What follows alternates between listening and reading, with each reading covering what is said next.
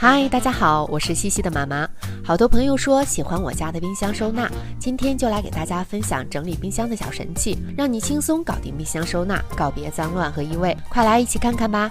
超好用的电解水用来清理冰箱，除菌异味，还不用2次清洗，方便又好用。这个是双层的鸡蛋盒，抽拉设计，方便拿取，上下2层放24个没有问题。还有这种悬挂式抽拉盒。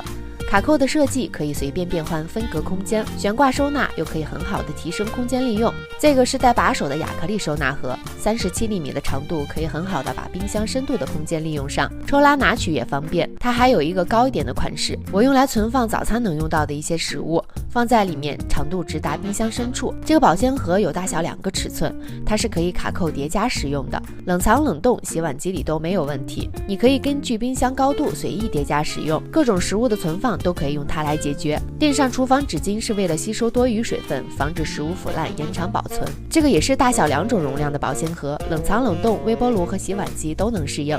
吃不完的水果、快手食物都可以用它来收纳。这个是1800毫升的容量，压缩阀和密封胶圈双重密封设计，里面还搭配了一个沥水板。开封吃不完的食物用它们保存，既能节省空间又干净不串味。这种可折叠可清洗的牛皮纸袋放在冰箱分隔，食物也很方便。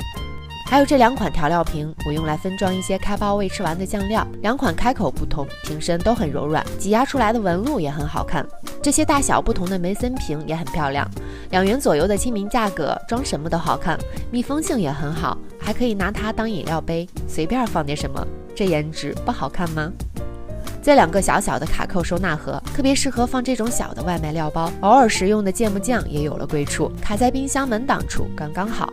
这种大小不同容量的密封袋，我每次逛宜家时都会囤上。买来的青菜食物用它来收纳，简单又方便，按每次食用的量进行分装，一次一包，避免重复解冻导致细菌滋生。还有这个密封盒，其实用途也很多，我用它存放了喜宝的奶酪棒，还有冰块，这个尺寸高度放在这里很合适。好了，说了那么多，我要给自己补充点能量，接着一会儿还要做饭呢。本次的年龄稍不注意，下坡路真的是急速下滑。我选东西比较注重成分，鲜炖的燕窝，我跟家人一直吃他们家的，听说他们线下还有了120克的，空了再去看看。之前还有朋友留言说我收拾完冰箱买那么多菜，为啥不做饭呢？偶尔的放纵不是很正常吗？今天就来施展一下我的厨艺，跟我一起来吃烧烤吧。先做个快速升温，在家吃烧烤我都会用这个，它2边可以随意调节温控，油烟少，加热快。哎呀，我都要流口水了，你们想吃哪个呢？关键它还很好清理。好了，不说了，我要专心吃饭了。